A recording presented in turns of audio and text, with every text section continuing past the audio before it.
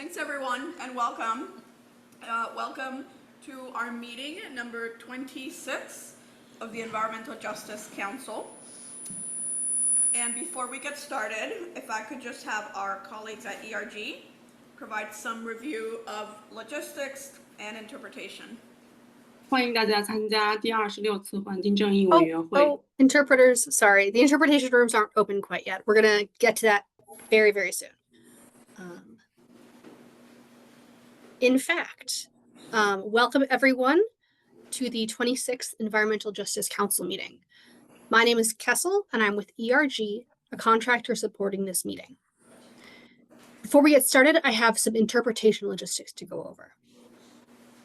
This presentation is available with virtual interpretation into Spanish, Portuguese, Haitian Creole, Cape Verdean Creole, Vietnamese, Mandarin, and American Sign Language. Our interpreters will now go over this in their languages.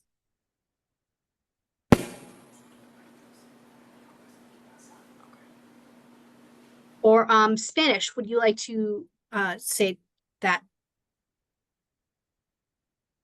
Para entrar en el canal de español, haga clic en Interpretación y seleccione Spanish. Gracias. Thank you.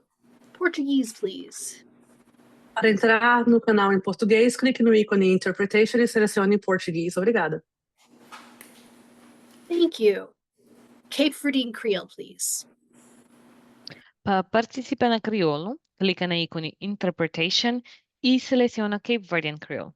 Obrigada. Thank you. Haitian Creole, please. Pour entrer dans channel créole haïtien, cliquez sur l'icône Interprétation et puis choisissez Créole haïtien. Merci.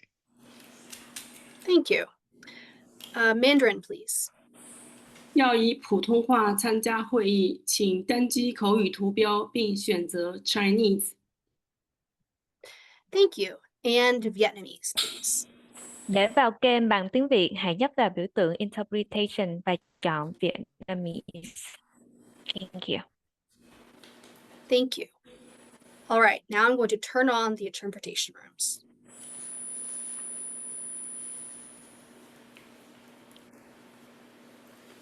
Okay. Everyone should have seen a little globe icon pop up in their Zoom control panel. Please click on this globe and select your preferred language. English speakers should select English so they can hear any translated comments. If you are using ASL, our ASL interpreters will be spotlighting themselves during this meeting.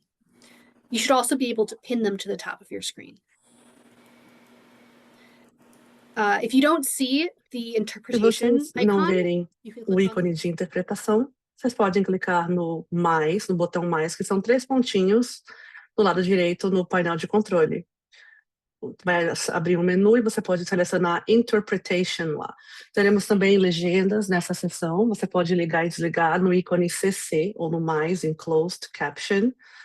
Os participantes podem enviar um e-mail para meetings@erg.com com qualquer pergunta técnica. Se você quiser uma cópia dos slides da apresentação, você pode entrar no site, que a gente vai deixar no chat logo mais, para achar essa apresentação lá. Essa reunião está sendo gravada e vocês podem enviar perguntas, os participantes podem enviar perguntas para a caixa de resposta. A gente vai deixar um tempo no final para comentários públicos. Por favor, faça esses comentários durante essa sessão. Durante a parte de comentários públicos, por gentileza, levante sua mão ao vivo, ou presencialmente, ou na função Raise Hand, levantar mão no Zoom. Se estiver falando em outro idioma, fale no seu idioma e o intérprete vai fazer a interpretação simultânea.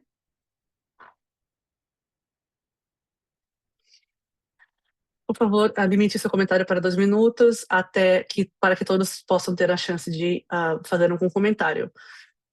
Por gentileza, use linguagem simples e minimize o uso de acrônimos. Gostaria de lembrar a todos que os membros do conselho que o chat não deverá somente ser usado para questões logísticas durante a reunião.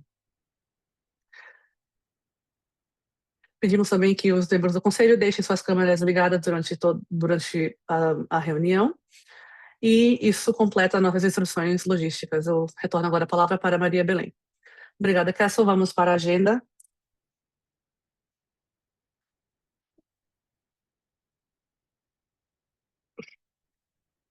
Agora vamos começar a nossa agenda da reunião anterior e vamos ler a minuta para aprovação. Peço, por gentileza, para Castle que faça a chamada dos participantes. Obrigada. Vamos começar a chamada para ver se temos quórum. Gostaria de lembrar a todos que você deve responder de maneira verbal. Caroline Hahn. Cheryl Hawley, presente. Harleen Marlaw, presente. Jen Salonari, presente.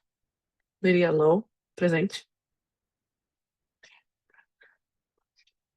Madeline Fraser Cook, Marcus Luna, Melissa Ferretti, presente.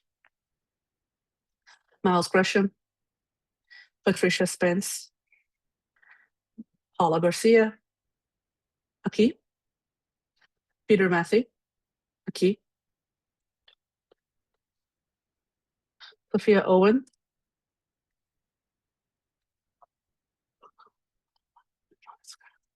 Temos, então, 9 membros e temos quórum para continuar. Obrigada. Gostaria de continuar a aprovação da agenda da última reunião, de 9 de abril. A reunião número 25, temos alguma moção para aprovação da minuta da reunião passada? Ou temos a moção? Temos o apoio da moção. Alguma discussão sobre as minutas?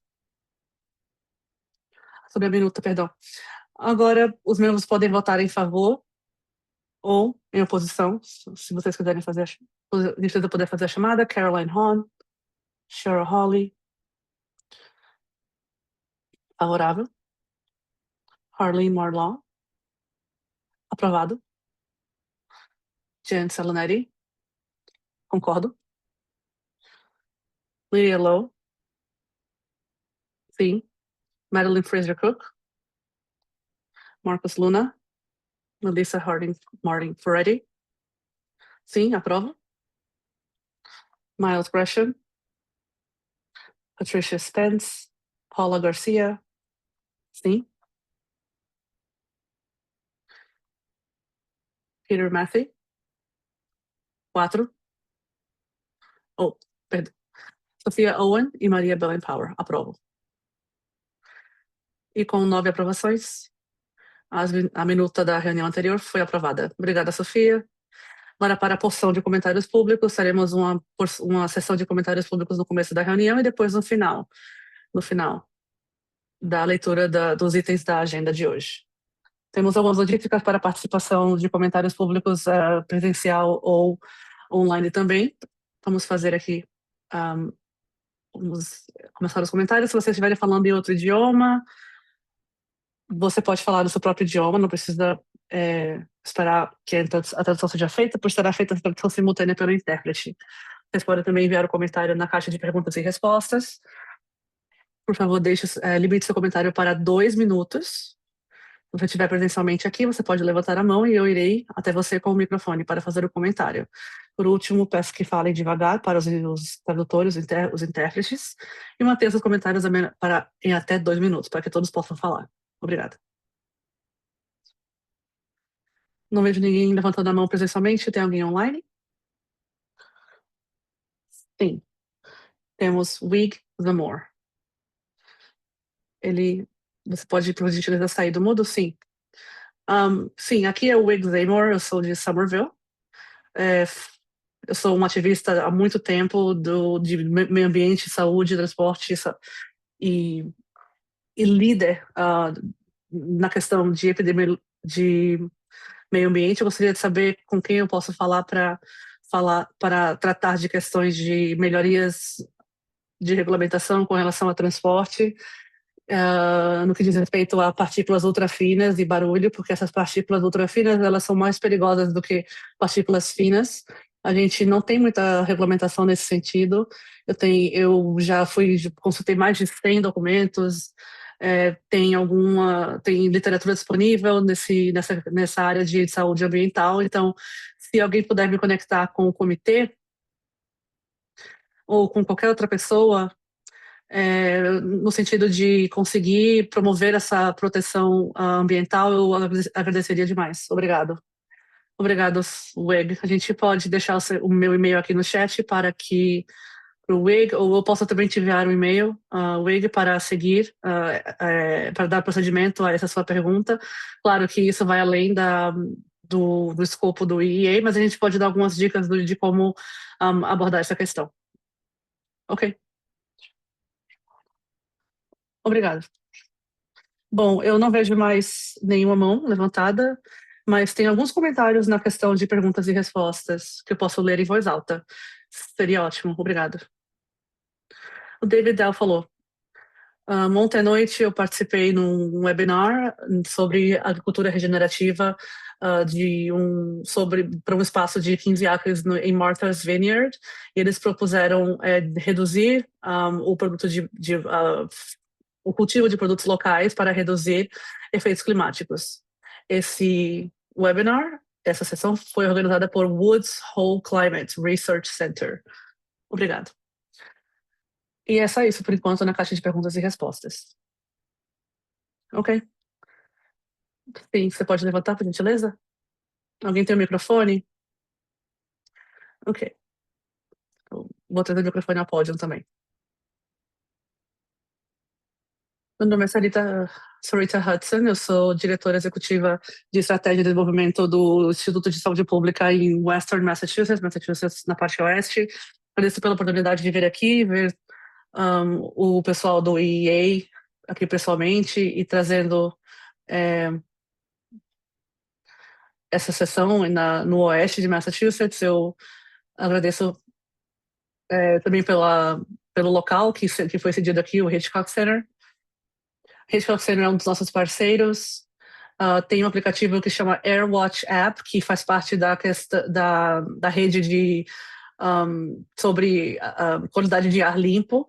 Você pode entrar no site healthairnetwork.org para ver dados a respeito desse assunto de qualidade do ar.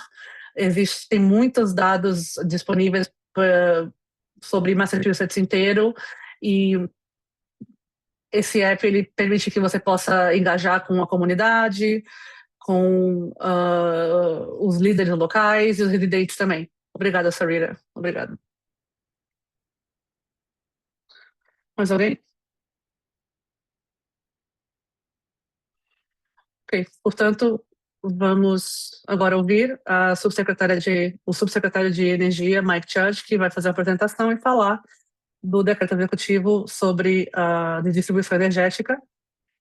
O subsecretário Judge vai falar um pouco desse decreto e um pouco dos objetivos e os destaques dos esforços do governo atual para trazer, para melhorar a grade energética do estado de Massachusetts. Temos alguns slides aqui.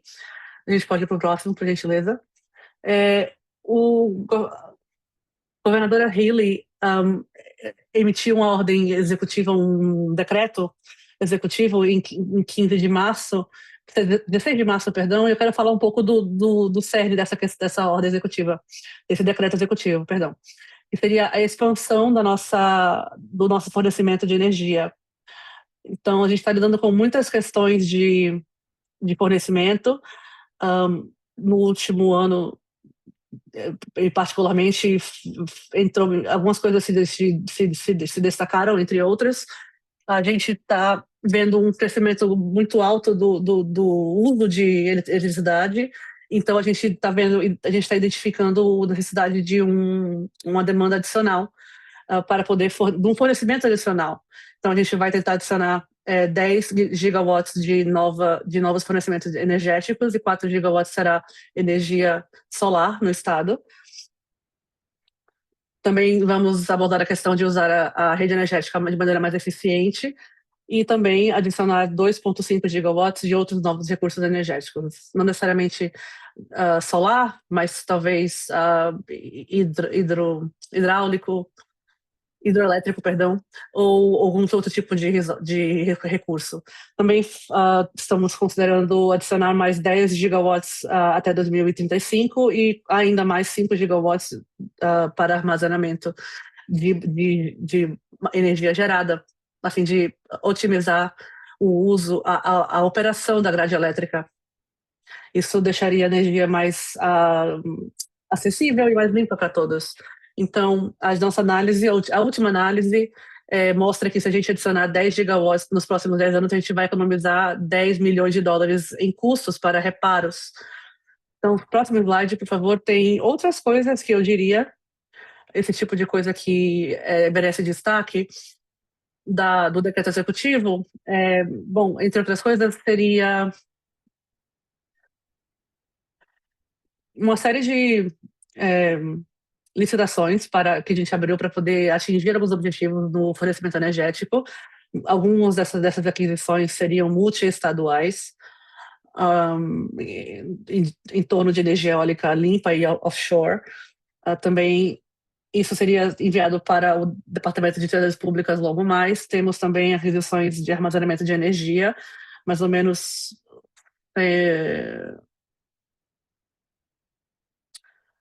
uma série de megawatts para ser enviado para o Departamento de Utilidades Públicas também. Outra rodada de aquisições e licitações para adquirir outras fontes de armazenamento de energia. Temos o chamado Smart Program, que é um programa que foi lançado no último outono, que a DPU aprovou para liberar pagamentos dentro desse programa algumas semanas atrás. Tem muita coisa acontecendo, mas tem muito mais que a gente pode também expandir e fazer para promover a energia solar. E isso vai nos permitir, vai fazer com que os locais que fornecem energia solar possam ter mais facilidade e agilidade no custo também para promover energia solar. Isso vai acelerar a conexão à rede.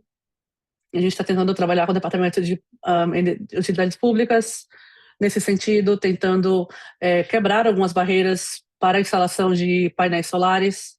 A gente também está olhando para a questão de recursos, ou seja, como a gente pode ajudar os clientes a usarem ou diminuírem a contribuição, o uso deles em período de pico energético, sem que isso ocasione custo desnecessário para a grade energética, porque seria muito caro ter que criar novas linhas de transmissão, e a gente pode economizar esse dinheiro. Isso quer dizer, isso se traduz através de esforços individuais também. O Departamento de Recursos Energéticos, mais cedo, faz algum tempo, já analisou o potencial da redução do uso em horário de pico, e isso foi estabelecido pelo decreto executivo, que o Departamento de Utilidades Públicas pode agora verificar o uso dos clientes, o uso dos clientes, do cliente final, para otimizar o uso energético e para que eles possam ter um uso mais eficiente dos seus equipamentos em casa. E isso traz um valor para todos os outros clientes também.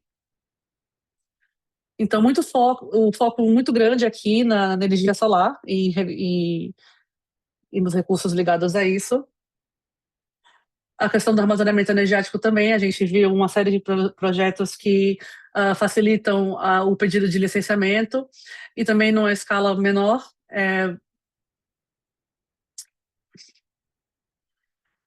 temos também os programas de armazenamento de baterias a nível de cliente final. Com relação à energia eólica, estamos tentando ver se a gente consegue mais terra, mais terreno para poder desenvolver esse programa de energia eólica. E temos também um projeto para aumentar a energia eólica em alto mar. Também estamos trabalhando com a Universidade de Massachusetts, UMass em Lowell, observando oportunidades para desenvolver o uso de energia de fusão nuclear, Também estamos falando com Commonwealth Massachusetts Fusion, uma instituição sobre essa possibilidade. Temos uma máquina de fusão energética de 400 megawatts no norte de Virgínia, então que pode ser até implementada até 2030. Portanto, estamos falando do potencial total para o estado, para New England e de outros estados nessa região. A tecnologia tem avançado de maneira muito rápida e esses reatores modulares menores, mais seguros, estão começando a rodar de maneira mais geral. Então, temos um relatório de UMass, de Lowell, vendo essa questão de energia geotérmica. Ainda tem muito trabalho a ser feito nessa área e é importante quebrar essa barreira da energia geotérmica. E a gente precisamos ainda aprender muita coisa nessa questão, nessa lição observando o uso histórico da energia e nossos avanços. E também estamos tentando quebrar as barreiras de regulamentação, examinar as estruturas de regulamentação na utilização da energia geotérmica. Estamos falando de oportunidades geotérmicas do sistema geotérmico em Framingham, oportunidade para lançar mais programas nesse sentido. Tem diversos benefícios nesse sistema de energia geotérmico que opera muito eficientemente, independente da temperatura ambiente, e isso pode economizar bastante dinheiro, inclusive para quem adota esse tipo de uso. Então, estamos tentando promover esse tipo de uso. E, por último, achar maneiras para as pessoas se tornem mais flexíveis nessa questão de interconexões e no consumo e também novas estruturas de moradia, o consumo de veículos elétricos. Tem algumas coisas que estamos falando na questão da grade energética. Estamos tentando construir uma grade energética resiliente e quebrar as barreiras das microgrades energéticas. E, por último, tem mais uma coisa que eu gostaria de falar. A gente ainda precisa muito de gás natural aqui no estado de Massachusetts e a gente vai chegar num momento em que a gente vai ter muita restrição desse uso. A gente tem durante o inverno pesado, o preço do gás, o preço do combustível, ele pode aumentar significativamente. A gente queima mais ou menos 65 milhões de galões de barris de combustível. E então precisamos gerenciar melhor o nosso sistema de consumo de combustível. Então, portanto, é importante continuar movendo os avanços nessa direção de energia limpa, da eletrificação da rede elétrica, da rede de consumo energético e talvez até levantar questões sobre armazenamento de combustíveis além do que já temos, para que a gente possa usar esse combustível armazenado durante o período de pico e evitar ter que importar gás natural. A gente também depende muito disso e isso vem do terminal marinho de Everett Marine Terminal, e a gente tem que tentar diminuir a dependência disso também. Portanto, eu gostaria que a gente pensasse estrategicamente para o que a gente pode fazer com o nosso sistema de gás, de combustível atual, para termos menos dificuldades e diminuir o custo para o consumidor final. Portanto, isso seria um resumo bem condensado de tudo que está sendo visto, mas, é claro, esse decreto executivo traz muitas outras questões. Somos uma agência que tenta atingir vários objetivos, múltiplos objetivos. A gente consegue fazer muitos desses objetivos, atingir muitos desses objetivos por conta própria. Outros precisamos de legislação para apoiar esses esforços. e estamos esperando que o Senado também apoie essa legislação sobre o custeio, sobre o custo reduzido, e isso vai nos trazer novas possibilidades. Obrigada. Obrigado, subsecretário. Temos 4 questões dos membros do Conselho.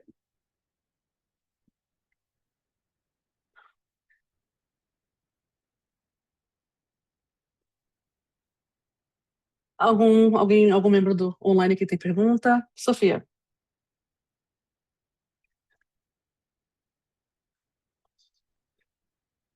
Pergunta muito simples, é com relação à última questão que foi feita sobre a legislação. Tudo que foi discutido com relação a... Foi tudo isso diz respeito à legislação atual? Não tudo que eu falei diz respeito. Algumas coisas tratam do que está dentro do decreto, outras coisas são mais amplas, não estão no decreto, mas existe provisionamento na legislação sobre o custo energético, tentando quebrar essa barreira para a eletricidade solar, a interconexão flexível, ou os avanços na energia geotérmica, ou até destravar algum desse potencial nessas questões. Então, tem uma série de coisas que...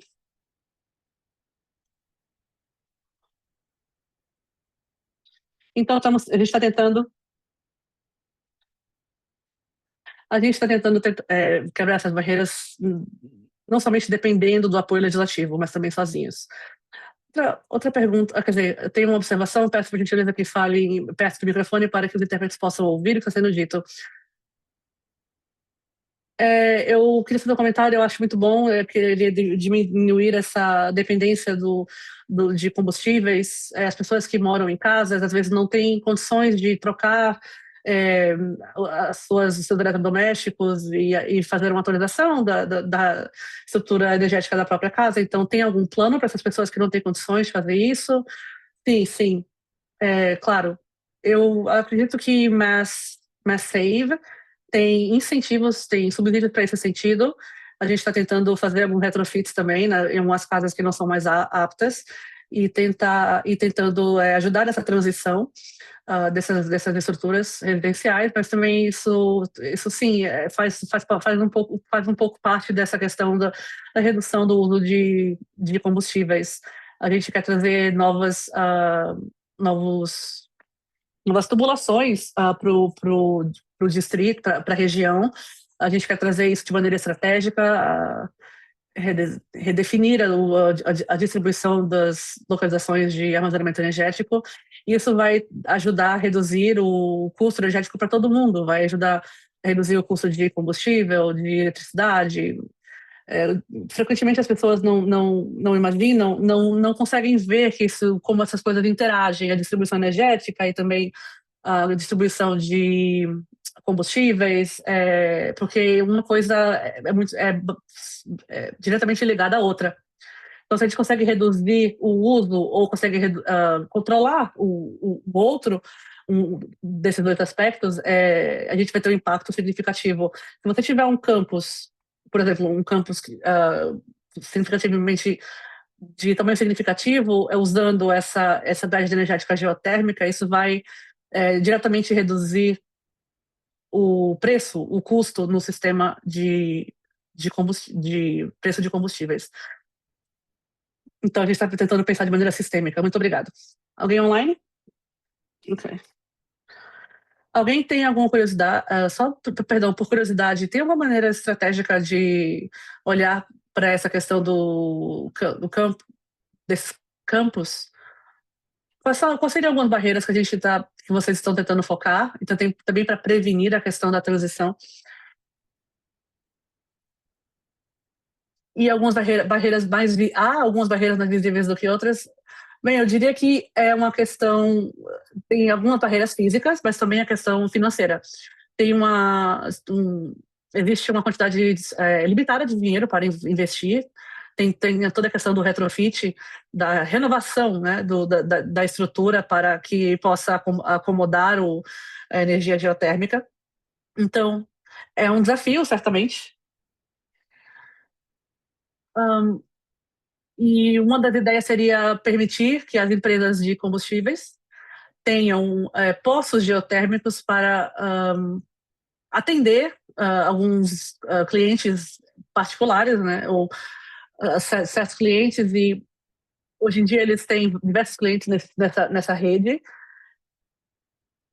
Tem diversos parceiros de universidades na região de Boston, porque eles, inclusive alguns interessados em usar energia geotérmica para os campos universitários, eles evidenciaram que pode economizar bastante dinheiro se... deixa eu falar de maneira mais clara. A ideia seria que a companhia de eletricidade pública seria dono da grade, mas Tufts, a Universidade de Tufts, por exemplo, poderia pagar por esse uso. E o cliente vai acabar tendo que pagar. E Tufts, a Universidade de Tufts se beneficiaria em ter um sistema que eles podem usar de carona durante 50, 60 anos ou até 100 anos. Esses poços geotérmicos podem usar até 100 anos. Então, o custo, né, seria amortizado ao longo de décadas e seria, então, um custo de serviço muito mais baixo e todos se beneficiariam dessa estrutura. Então, isso muda um pouco o modelo atual, porque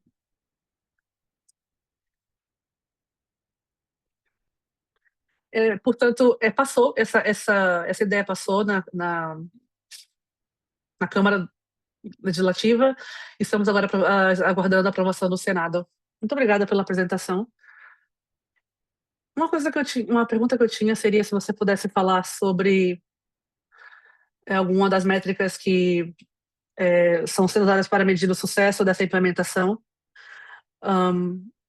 A gente tem falado muito dos impactos econômicos, e então isso seria algo que vai impactar e está sendo usado para medir de maneira geral. Não, a gente ainda está estabelecendo a métrica. O alvo seria em gigawatts, a gente vai partir dessa premissa, mas além disso, creio que seja uma boa pergunta, sim. A gente está desenvolvendo ainda como a gente vai medir esse tipo de coisa. A gente tem um sistema de medição interna, uma métrica interna, perdão, para manter controle sobre esse progresso em termos do que está sendo economizado, os impactos à saúde que podem ser evitados. Tem uma série de coisas que a gente está analisando para considerar nesse sentido. Mais alguém? Claro.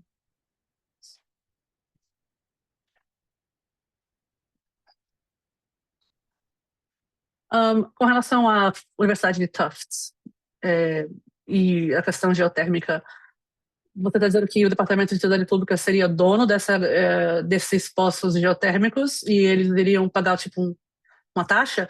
Não, seria o cliente individual que pagaria ao Departamento de Utilidades Públicas e Serviços Públicos. Então, seriam alguns contratos específicos com clientes específicos, e a nossa ideia seria, teria que ser um pouco mais elaborado na DPU, as empresas que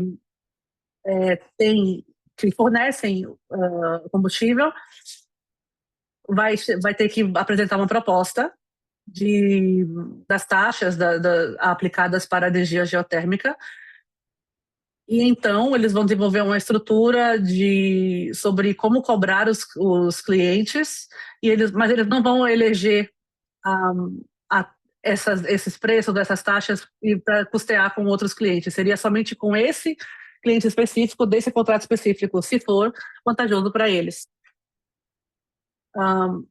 Parte da discussão incluiu a questão de dividir em grupos menores de clientes.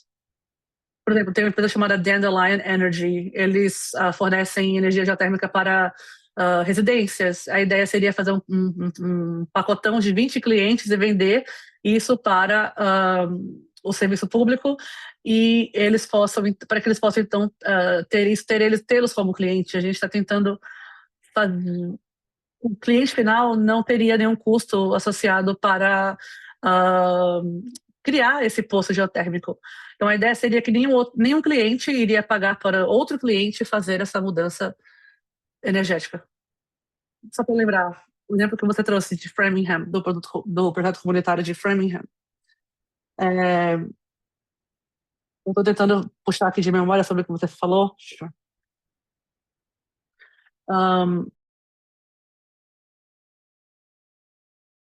Que precisaram se inscrever, isso é 100% que fizeram isso? Teve alguns clientes que não fizeram, mas alguns fizeram. Nesse caso, não tinha serviço de gás na vizinhança. Então, tinha clientes que era resistência a óleo ou eletricidade. Então, acho que a matemática estava boa para a maioria deles. Eles estavam interessados em trocar, mas teve alguns clientes que eles não fazer isso. Eles queriam eles conseguiram perseguir porque eles tinham tem, e tinha, eles foram treinados em infraestrutura. Esse nível, custo do programa está sendo recuperado do Eversource Gas. Sim. E se eu fazer, se eu vou fazer, eles estão tentando criar uma nova categoria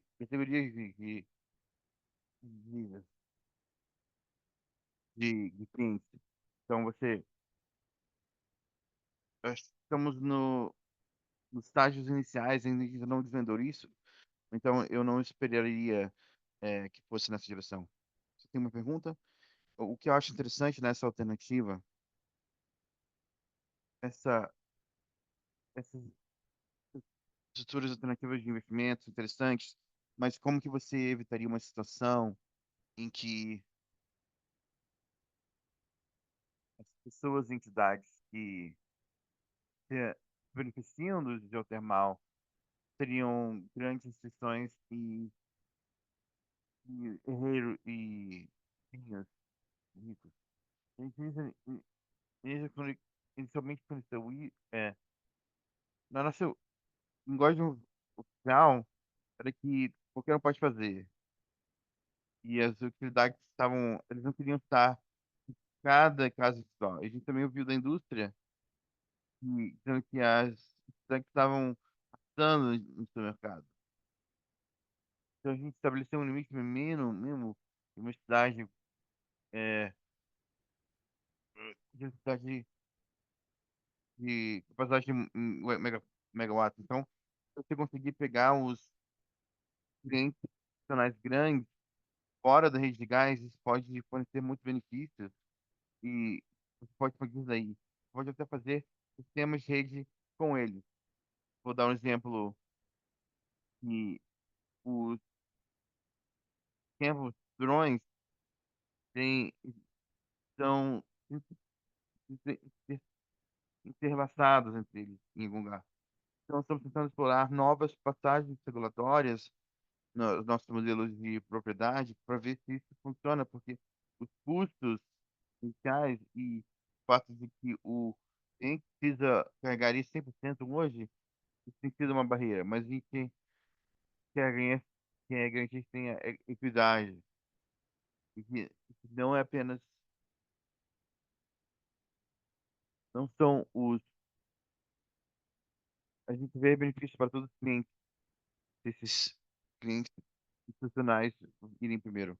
Outra coisa que tem a ver com isso é que um estudo que a MassCC está trabalhando na cidade com a cidade de Boston e o Green Ribbon Commission, chamado Estudo Boston, e é potencial estudo para uso touristic e o Boston Harbor e o chão embaixo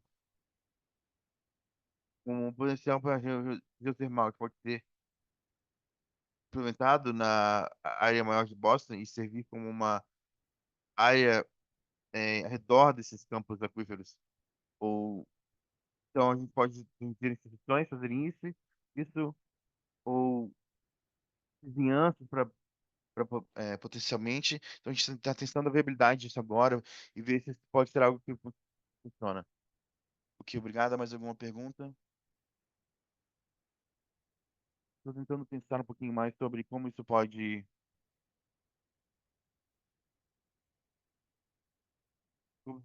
ter a oportunidade em casa.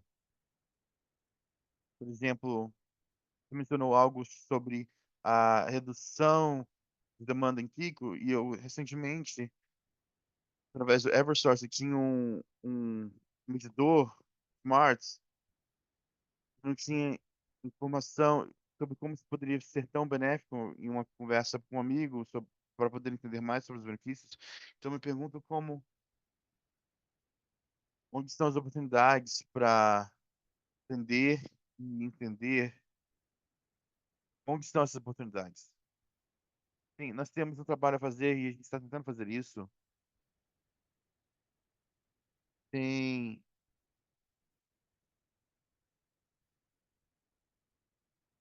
São procedimentos técnicos acontecendo no DBU agora sobre esses protocolos de acesso de dados. Quem pode acessar essa informação para ajudar os clientes a desvendar esse potencial? Eu acho que nós estamos arranhando a superfície aqui. Todos os clientes deveriam ter um medidor smart até o final de 2027. Então, nosso objetivo é começar a ter tours e chuvas de taxas para os clientes e os protocolos de acesso de dados implementados para que os clientes possam começar a travar esses benefícios para eles mesmos. E a gente começou a desenvolver alguns dos programas, outras jurisdições, por exemplo, outros países como o Reino Unido, eles têm empresas terceiras que chegam e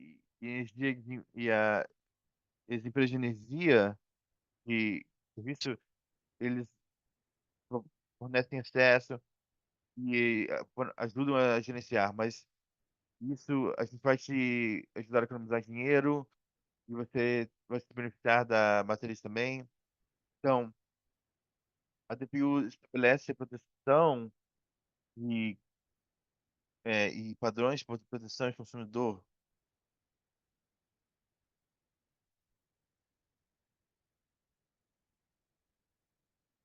Isso que é legislação é tipo, deixa eu pensar aqui. Eu tenho quase certeza que o linguajar que a gente trabalhou entrou na projeto de lei, além do solar, tem a ver com fornecedores de recursos energéticos. E o foco primário é que solar seja abordado, mas eu teria oportunidade para adicionar outros tipos de perguntas que estão dentro dessa. ah, Sempre que você tem qualquer interação com clientes, você quer é, apresentá-los com informação que é, é não equivocada e factual. Falou que estava na, na medida da casa.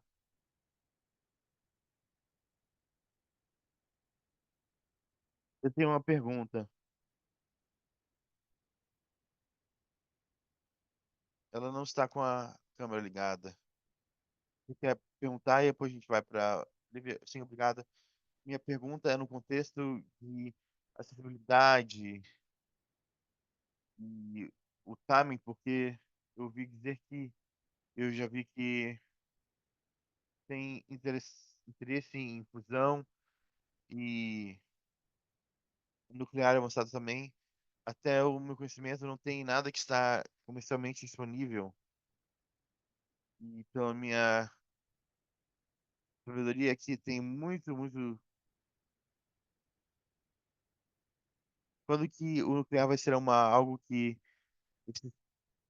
reatores avançados ou tudo, qual que é a linha do tempo que você tem em mente e o que você acha disso, Volta da Costa? Então, tem sido algumas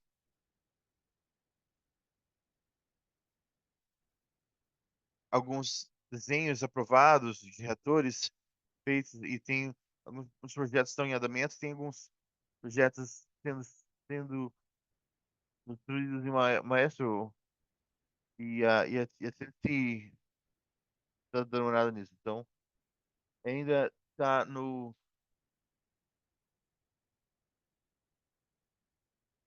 o custo de energia desses, mas esses seriam regulados sobre e as estruturas regulatórias que fizeram mostrar isso. Eu vou dizer que sobre os custos, muitas pessoas ressaltam a planta em Georgia, que é o reator mais novo de água, mas olhando nisso como ponto de comparação, o custo unitário de energia, as pessoas diriam que é exorbitante, bem acima do custo original. Também adiciona paridade e tem a ver com o mesmo preço, mas se não for mais barato. Então, acho que tem uma possibilidade lá. Então, a gente não está fazendo um compromisso para construir uma planta de. A gente está a mais de uma década de distância antes. Qualquer coisa assim, venha para a região. A gente queria começar essa conversa e discutir quais são as responsabilidades, quais são suas responsabilidades, quais são as forças, fortalezas, as gente usa como uma como eh, uma região em respeito ao nuclear. Porque tem alguns estudos feitos pela ISO em New England que eles mostraram que apenas 1 gigawatt de nuclear poderia evitar a necessidade de 10 a 15 gigawatts de outros tipos de geração de eletricidade. É muita uso de terras que isso pode ajudar a evitar. Tem muita infraestrutura de transmissão que você talvez consiga evitar. Obrigada. Posso seguir com algumas informações? Então, esse item do estudo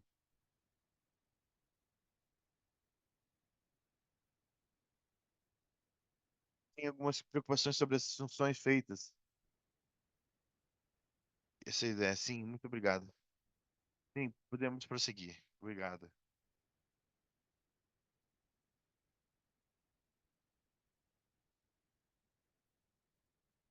Agora vamos para a segunda parte da agenda, a segunda parte da apresentação, que tem a ver com micromatrizes e energia comunitária. Então, e os colegas Ruino e o Chip, e eles ambos vão discutir, e sessão vai durar mais ou menos 90 minutos. E também oportunidades de engajamento no futuro. Obrigada, Oriana e Janina.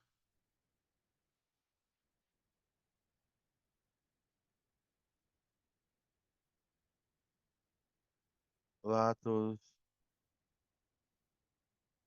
Como todos sabem, meu nome é Saima Mestre Tarmi e eu estou trabalhando nessa parte da ordem executiva com a minha colega Oriana, que vai estar sentado, que vai estar aqui na reunião depois. Pode ir para o próximo slide.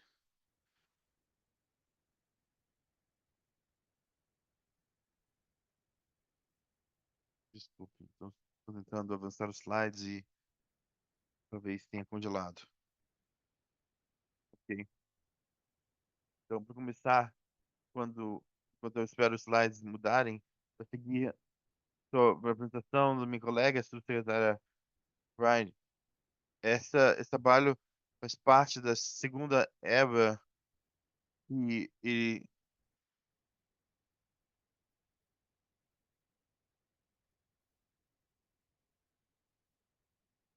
uma das provisões é a ordem executiva número 6, direcionadas para equidade e justiça ambiental dentro da EA para avaliar as oportunidades de expandir o uso de micro-organismos e outros modelos de energia, de resiliência de energia limpa.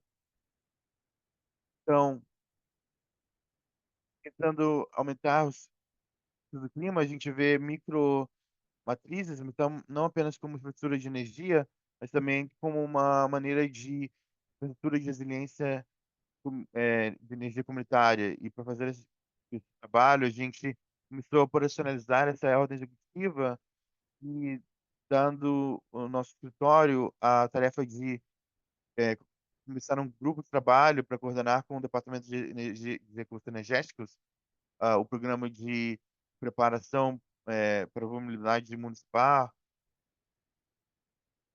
dar programas de concessões e assistência técnica para ajudar as comunidades, municípios e o bom desenvolvimento dessas comunidades.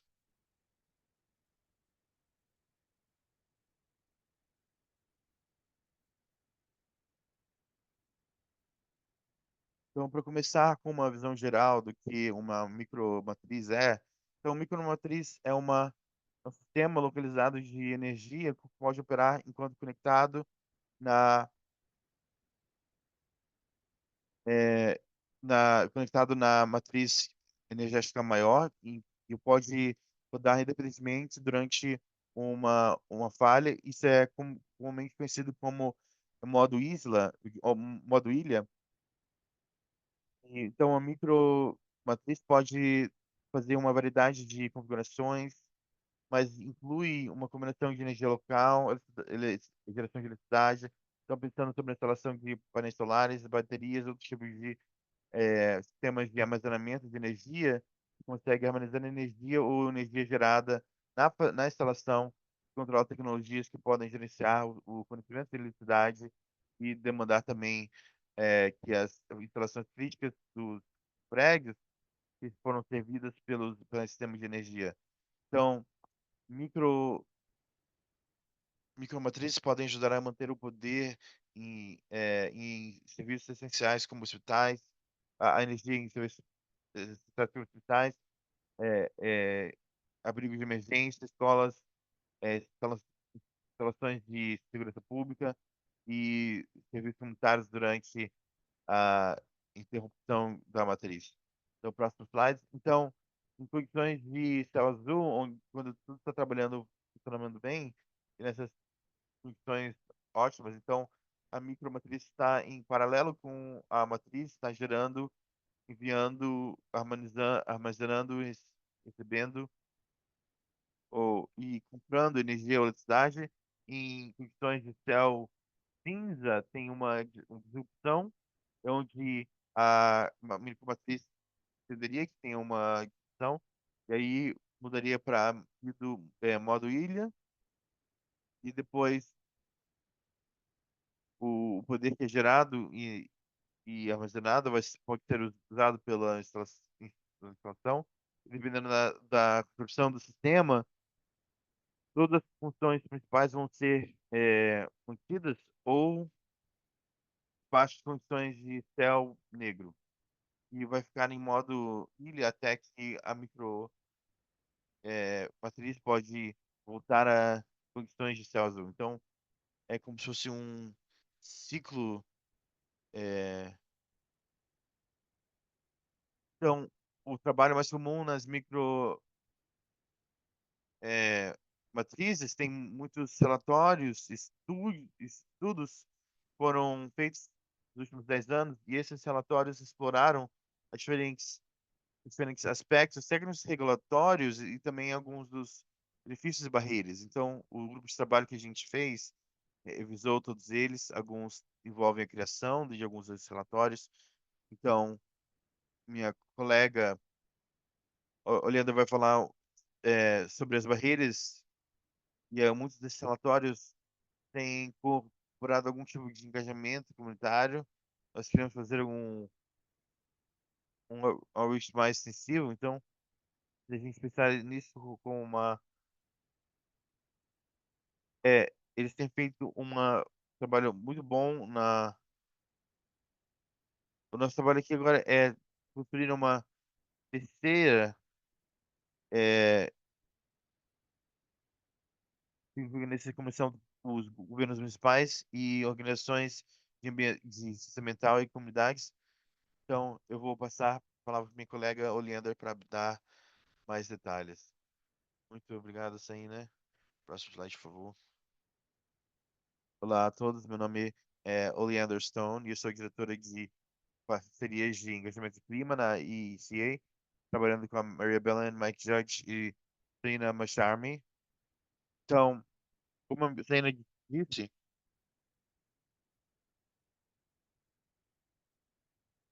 todo muito trabalho sendo feito nas micromatrizes e os desafios que a gente está vendo agora têm sido muito bem documentados nesse estudo. Esses desafios incluem as barreiras regulatórias e de utilidades. Tem muitas perguntas sobre a priorização e como é, ter uma manutenção das instalações numa área de micromatriz. Tem questões de desafios sobre interconexão e capacidade técnica. A ideia de para se interconectar não tem leva um bom tempo e não tem nenhuma é, eles estão tentando estudar várias coisas por si só.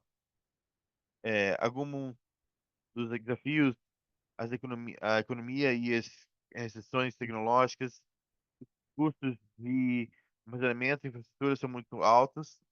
Ah, tem uma questão sobre o tempo que uma bateria dura, então a documentação das economias de um certo projeto ainda são explícitas. Então, as tem menos recursos financeiros para assistência técnica e religiosa e é, a gente pode ver que pode resultar em mudanças do custo. Tem uma falta de mecanismos de financiamento sustentado para a construção desses projetos. Próximo slide, por favor.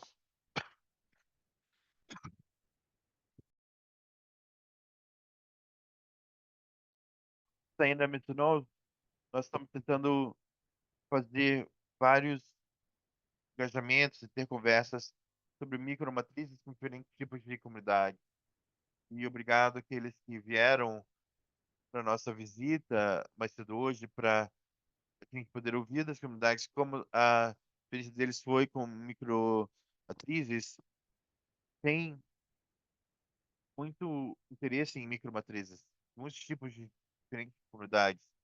E a gente a gente ouve sobre isso, especificamente tem em número de comunidades quando eles entram no programa de vulnerabilidade de microcíclica, eles têm seu primeiro entendimento sobre o que é resiliência, eles como eles podem deixar a comunidade mais resiliente, eles conseguem ver como que a micromatriz pode encontrar com várias das resiliências deles.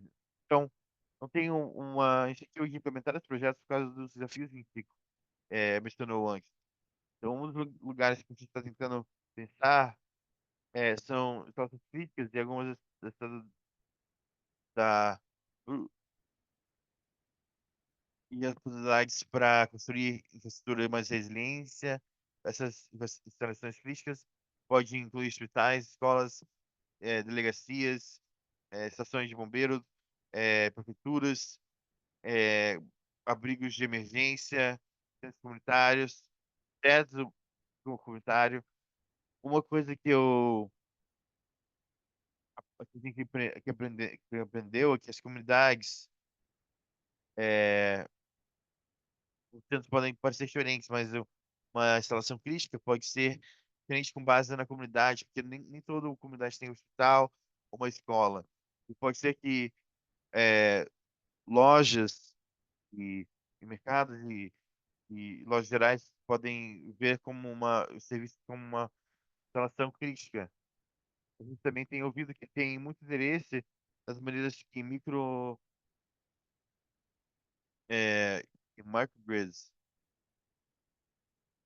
A gente ouviu um pouco dos amigos deles em laranja,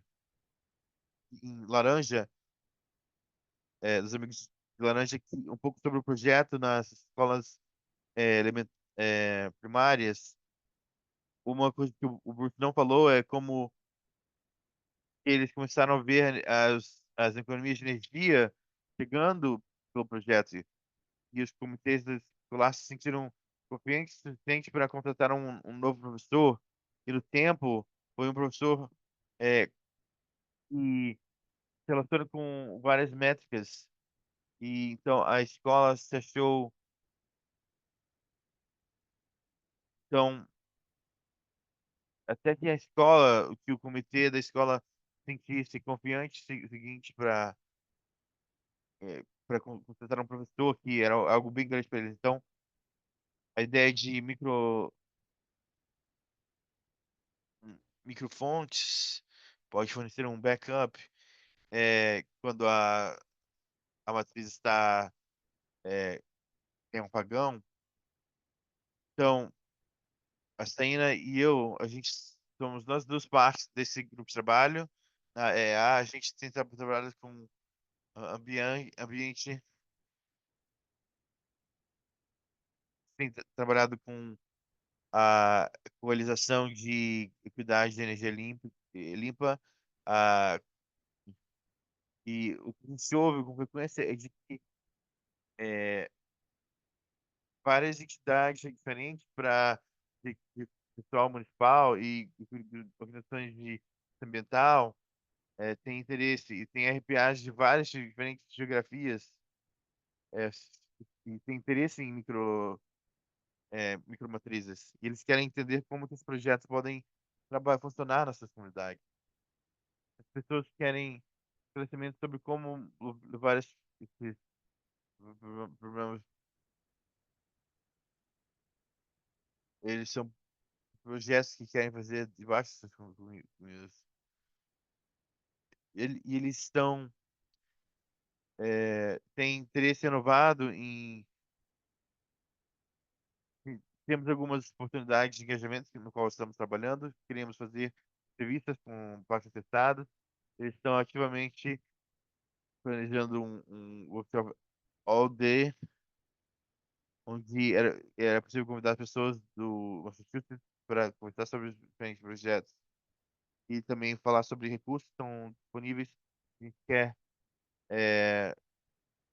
conduzir algumas visitas em vários estados, como o que aconteceu hoje e ir para Shrewsbury e também tem tentar capturar o universo de interesse público dos projetos que estão acontecendo no estado todo. Então, estamos felizes.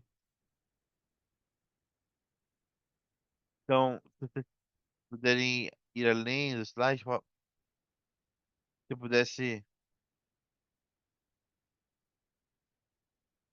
se vocês saberem de projetos que são considerados micromatrizes, que deveriam estar na nossa matriz, se você já começou a pensar sobre como funcionar. E dessa perspectiva, tem instalações críticas que uma eh, micromatriz pode apoiar na sua comunidade. Então, essas são algumas sessões que nós temos. Então, se você tem perguntas e querem eh, fazer algumas das suas perguntas, ou tem perguntas para a gente, estamos felizes em responder. Temos pessoas online ou presencial, Sofia? Sim, parece que uma dos temas que chegou sobre essa tarde era sobre financiamento. Eu fico curioso, estou, então, reação de situação. Então, todo mundo tem uma razão para. Tem outros recursos que você tenha ou possa consultar as pessoas. É, essas são as perguntas que eles têm. Você gostaria de ir primeiro? Eu acho que agora nós não temos uma fonte singular. As pessoas que, como a gente falou hoje, têm feito algo diferente com isso. Entre Mass CEC, a comunidade verdes, MVP. Então, precisa de algum nível de certificação a trabalho em passar sobre os sistemas de financiamento e concessão. Então, se a gente fosse criar alguma tipo de recomendação para o futuro, seria um entendimento simples de como que acessar fundos e tudo mais. Só para retomar esse assunto, uma das coisas que eu vi na questão da conta energética, da legislação sobre mudança climática, quase 10 anos atrás, é que esse fundo de apoio para a DPU, a gente estava pensando sobre o ponto de vista técnico, de assistência técnica, e também das organizações de justiça ambiental, e lugares, mas esses lugares não existem. Então, seria difícil ajudar algumas áreas que não têm acesso a esses recursos. Talvez isso seja algo que a gente deva pensar. E então queria perguntar sobre a questão dos municípios. Você pode falar um pouco mais perto do microfone, por gentileza, são inaudível. Eu acho que eu quero dizer assim, tem algum tipo de apoio para esses municípios ou comunidades ou grupos menores que talvez não tenham algum acesso ou conhecimento para obter recursos ou financiamentos ou subsídios? Sim. Maria Belém, você poderia responder em nome do Conselho de Justiça Ambiental? Sim, com certeza. É uma área de capacidade da comunidade, é uma área que a comunidade é capaz de fazer, sim, pensando no motivo pelo qual o programa do EJC foi criado. Eu acho que não está na nossa alçada fomentar um projeto dessa envergadura, mas a gente pode, sim, abordar essa questão, pensar em conjunto sobre esses programas do IEA. Sim, o subsecretário, por gentileza. O MES-EC trouxe, sim, alguns subsídios nesse sentido, para a gente poder fazer nessa direção. Perdão, eu estou cobrindo um pouco aqui, mas eu creio que sim, que é um bom ponto a ser abordado. Não sei se talvez a gente tenha que ir através do ONP ou algum subsídio para ser levado em consideração junto a isso, mas é um programa meio que ele é montado de pedacinhos e pedacinhos, porque tem alguns componentes da grade energética micro, na questão também do armazenamento de bateria solar. Então, tem alguns fundos que vêm desses programas de energia smart, de energia inteligente. Então, sim, teria alguma maneira de ajudar essas pessoas de maneira considerável. Do ponto de vista de um terceiro interessado, ter que ligar esses pontos, diversos pontos, é uma barreira para a pessoa comum, digamos assim. E lá hoje à tarde, esse foi um dos pontos que levantaram na reunião. Perdão, você pode falar um pouco perto do microfone, porque não dá para entender direito. Está inaudível o áudio da participante. Líria, pode falar. Portanto, eu estava dizendo que hoje à tarde foi mencionado que a gente enfrenta diversos obstáculos tentando, na tentativa de fazer um projeto de micrograde em Boston, na região de Chinatown, porque por ser regulamentações impostas a esses recursos na área do centro da cidade. E a gente também ouviu algumas comunidades e cidades que enfrentam problemas de regulamentação semelhantes, e eu queria saber se tem uma maneira dos defensores desses interesses poder afetar essas regulamentações de maneira mais direta, sim. Essa questão da rede local tem essas estruturas são estruturadas, né, de uma maneira muito, muito diferente. Mas uma das coisas que a gente pode falar é que na sessão do governador sobre a possibilidade de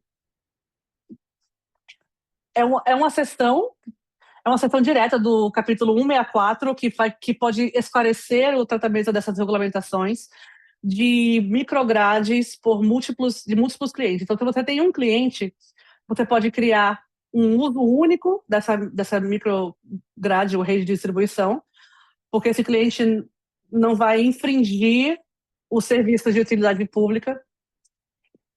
Então, isso seria parte do problema, mas se você tiver que esclarecer, se você puder esclarecer quem está operando os equipamentos enquanto o uso da grade está em alta ou em baixa, isso é um problema que a gente pode resolver. A DPU não consegue fazer isso sozinho, porque precisa que alguém tenha motivação de entrar com esse digamos, peticionamento junto ao departamento. Mas se alguém entrar se alguém fizer esse procedimento, tem uma maneira direta, assim, de tratar dessas barreiras e estabelecer uma série de regulamentações que podem ajudar as pessoas a fazer isso de maneira mais fácil. Também, eu diria que tem algumas comunidades que têm uma certa facilidade para fazer isso, alguns clientes têm barreiras mais significativas, outros não. Tem alguns clientes que têm mais interesse em fazer isso em algumas áreas, especificamente, perdão, está inaudível o áudio do participante. Online está um pouco cortado, o áudio não está muito claro, podemos ajustar o nível do volume do áudio, perdão. Realmente está difícil de entender, participante. Portanto, agora sim. Essa parte da regulamentação, da legislação do governador não foi incluída na legislação sobre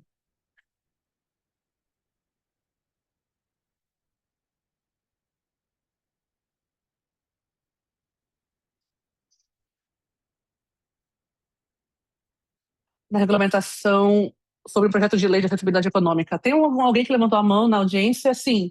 Temos uma pergunta. Que se a gente tem algum local específico na nossa comunidade... Vamos lá, são 3 perguntas.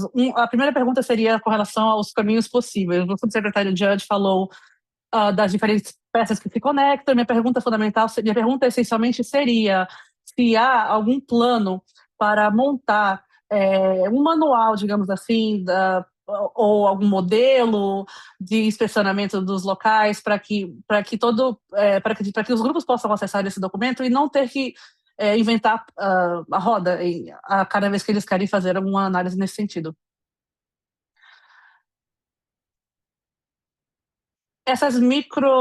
Para isso especificamente não tem um manual, tem alguns estudos de habilidade fundados custeados pelo MassCC, sobre diferentes componentes e diferentes obstáculos que esses projetos podem ser observados nesses projetos, ou algum local específico, mas algum plano para desenvolver, digamos, um manual, não temos atualmente. Seria algo que poderíamos considerar, talvez, no trabalho que a gente está fazendo aqui, se a gente identificar essa necessidade realmente, mas é isso. Ok, sim, eu diria o mesmo, realmente. Não seria difícil para a gente, digamos, reunir os recursos para fazer esse tipo de coisa, mas não foi feito ainda. A próxima questão que eu tenho seria quem vai ser o dono desses recursos nessa questão das microgrades? Seria a comunidade? Seria o município? Seria a cidade? Seria a empresa de serviço público, de utilidade pública, que está disponibilizando esse serviço. Tem diversos modelos em diversas jurisdições. Um dos modelos mais notáveis, mais conhecidos, seria o modelo de Bronzeville, em Chicago. É uma micrograde que eles construíram, e uma estrutura bem grande, e regras também para essa operação. Da microrrede elétrica. E tem algumas jurisdições que entenderam, sim, como a melhor maneira de fazer isso, e você pode ou ter o cliente ser o dono disso, ou o serviço de utilidade pública que vai fornecer para o cliente. Eu acho que a gente vai tentar fazer isso se a legislação for aprovada mediante a DPU. Aliás, o DPU deveria fazer justamente isso, identificar quem vai ser responsável, quem vai operar e em quais circunstâncias e condições. Por último, uma última pergunta das 3 perguntas. Do ponto de vista estadual, existe um um número que a gente está tentando atingir sobre quantas localizações teriam que ser instaladas, ou em que data, ou tem algum período, algum cronograma? A resposta curta seria que não temos esse objetivo claramente delineado para quantos locais a gente vai instalar até uma certa data, então a gente não tem. Ok. Bem, eu não entendo muito de micro-redes elétricas. Seria, se a gente estiver falando de tamanho, seria algo muito pequeno ou muito grande? Bom, o tamanho dessa configuração depende bastante do projeto específico e da instalação. Tem componentes diferentes em projetos diferentes, mas não tem uma visão clara e nem um padrão estabelecido sobre como tem que ser. A gente pode dar o exemplo de armazenamento de bateria, que é conectado à energia solar, e depois a gente pode conectar diversas construções ou prédios que podem gerar. Bem, depende também da população, da densidade populacional da cidade, seria isso? Se A gente visitou um local hoje que era uma biblioteca pública de Shrewsbury. Não era necessariamente uma microrrede elétrica, mas tinha essa questão. Mas essa era a intenção original para esse tipo de local. Não sei se foi a biblioteca da cidade, e também não sei o tamanho, acho que era 5 mil pés quadrados, e eles tinham painéis solares instalados em cima da construção. E eles também eles também instalaram baterias para armazenamento de energia solar. Isso seria considerado uma micro-rede elétrica, uma vez que os painéis pudessem ser conectados ao sistema de armazenamento, né, entre aspas, baterias. Mais uma pergunta. Trazendo aqui mais um ponto para essa explicação, quando você conecta para uma segunda construção, um segundo prédio, digamos assim, e você está compartilhando a sua eletricidade entre, digamos, a prefeitura e a biblioteca, e se eles estão muito frente ao outro numa rua, isso aí seria que você essa questão ia trazer alguns obstáculos que a gente vai ter que enfrentar. Você não consegue unir esses dois prédios, essas duas construções, se o painel está de um lado ou de outro, digamos, da construção. Então, a razão pela qual isso acontece é porque, por ser prédios de utilidade pública, o Departamento de Utilidade Pública é que tem que regulamentar essa questão. Então, eles têm um monopólio exclusivo de direitos nesse sentido. Então, ninguém mais pode ter esse direito de distribuir essa eletricidade no território. Por isso que a gente tem que estabelecer quando isso será possível. Porque, sim, tecnicamente é possível, mas legalmente falando, existem restrições nesse sentido. Um outro exemplo que eu posso trazer aqui sobre microrrede elétrica, para dar uma ideia mais clara sobre o tamanho disso, a área médica inteira de Boston é uma microrrede elétrica que é operada pela ENGIE. Eles têm uma instalação de combustível de 50 megawatts, que é totalmente autônoma do sistema de eletricidade de Boston, e traz isso, e traz também esse aquecimento para esses prédios dessa região médica. Então isso seria algo que poderia ser herdado, uma estrutura que pode ser transferida.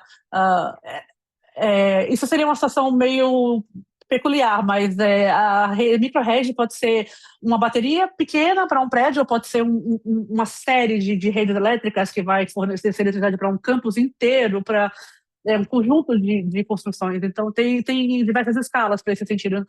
A questão do monopólio, você não representa o governo? Você não pode... bom, sim, bom, existe um processo para mudança legislativa. Sim, e a gente está tentando fazer isso dessa forma, mudar.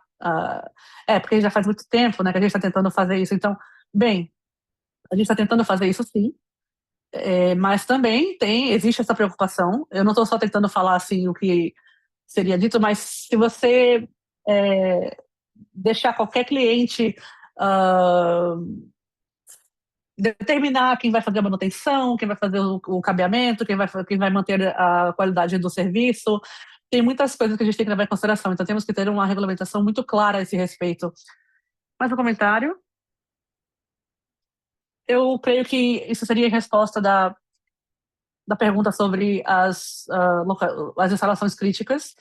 De acordo com o que o subsecretário Judge falou, eu acho que seria algo a ser considerado. O que a gente defenderia aqui seria uma organização que serve Massachusetts Leste e Oeste, e tem mais de 100 instalações dentro de Massachusetts. Se a gente pudesse considerar, digamos, uma localização quer dizer, uma localização específica para considerar com uma micro-rede elétrica, a gente talvez consiga conectar essa organização, essa suposta organização com o senhor subsecretário.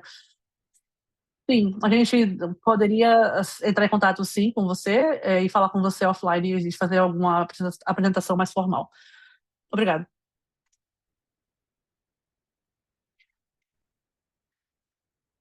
Eu estava pensando o seguinte, não sei se dá para fazer um modelo ou uma estrutura para a gente dar para as comunidades que... E eu queria trazer à tona aqui esse programa que o meu próprio negócio faz parte, que é o Massey EC. É um conjunto, um esforço em conjunto de energia limpa no setor de construção, e somos diversos comércios no oeste de Massachusetts, e eu estava vendo eu estava revisando esse acervo de informações disponibilizado, e tem alguns conselheiros nesse time que eles fazem essa avaliação de um indivíduo, de uma organização, de um comércio. Eles conseguem ver a sua conta de eletricidade e fazer uma análise, trazer uma matriz de oportunidade gigantesca para poder enquadrar melhor em valores importantes ou em prioridades importantes do seu comércio. Eles fazem também uma lista de subsídios de financiamento para o setor de energia limpa e justiça climática também. Então, não é necessariamente um programa em específico de subsídio, mas pelo tempo que eu estou envolvida nesse conjunto, eu posso dizer que tem uma certa linguagem que tem que ser considerada, e isso pode atrapalhar um pouco a questão da acessibilidade. E isso está mudando está mudando significativamente o meu comércio e a minha comunidade. Eu queria trazer isso enquanto referência. Obrigada por compartilhar. Por nada. Peter, você já perguntou? Você tem outra pergunta? Perdão, sua mão. Ok.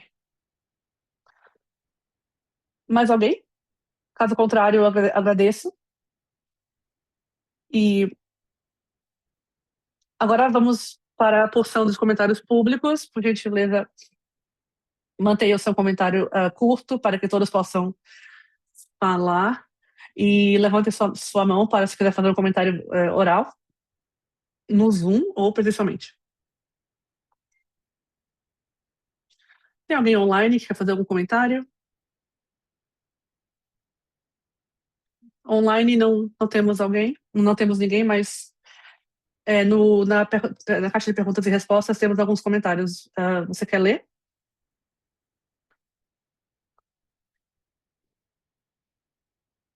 Andy Flynn falou: o que está sendo feito para assegurar que todas as vozes de Nipmuc, da comunidade Nipmuc, sejam levadas em consideração nas discussões do EEA?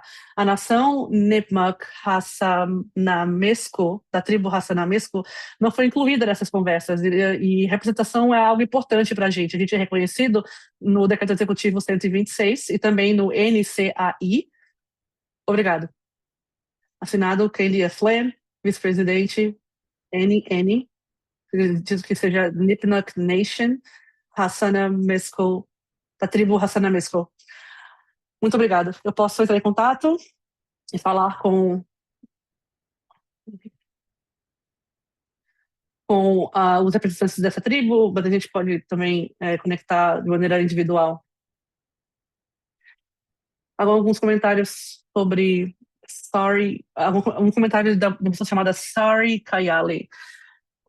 Qual vantagem a propriedade das concessionárias traz para os sistemas geotérmicos em comparação a outros modelos de financiamento? Não faz muito sentido que cada consumidor obtenha um financiamento de longo prazo junto a uma instituição como um banco verde, um Green Bank.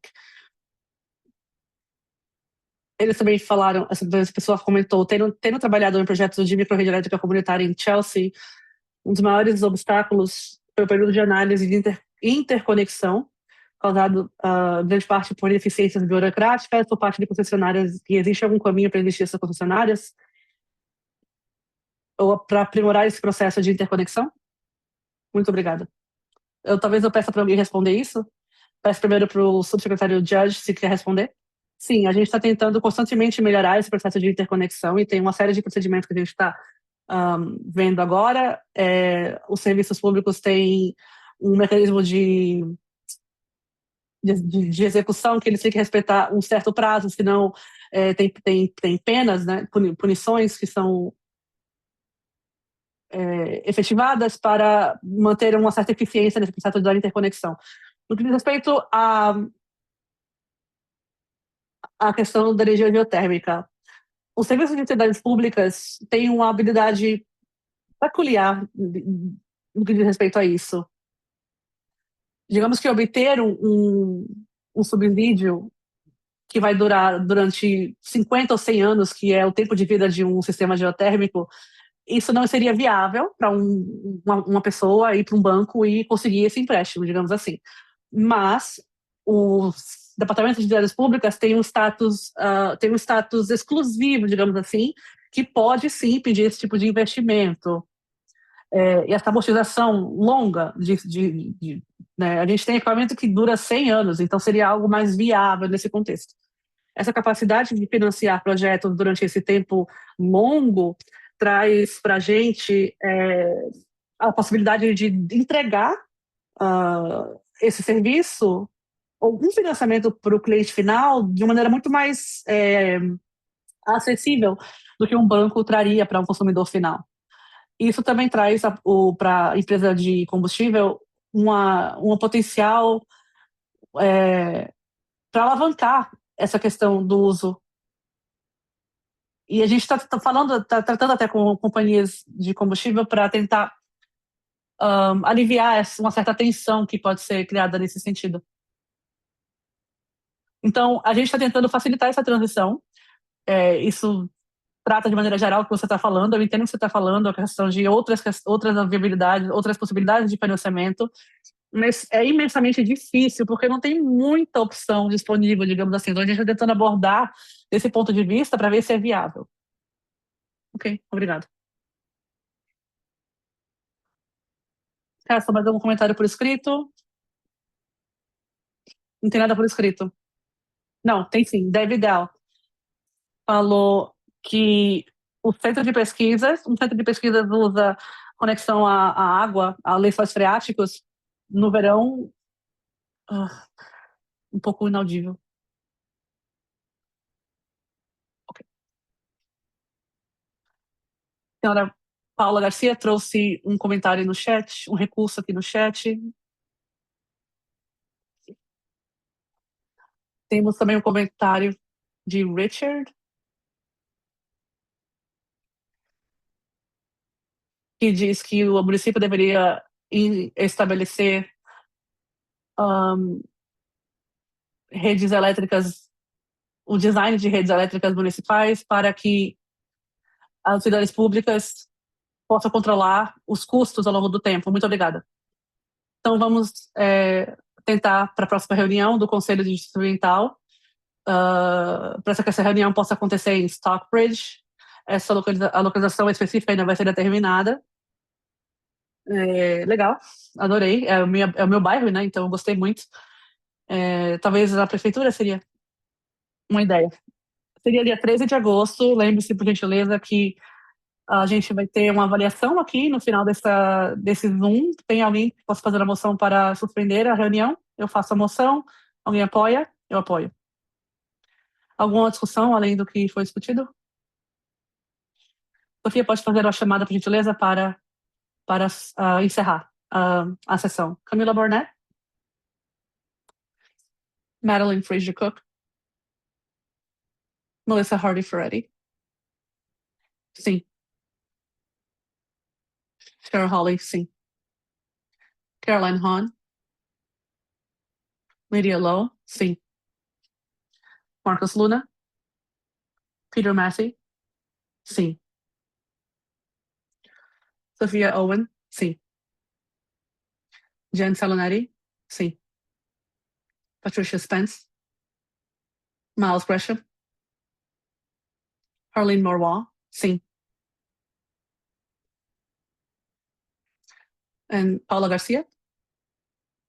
Maria Belen Power, sim. Ok? Portanto, muito obrigada a todos. São 8h11 da noite, muito obrigada. A reunião está encerrada.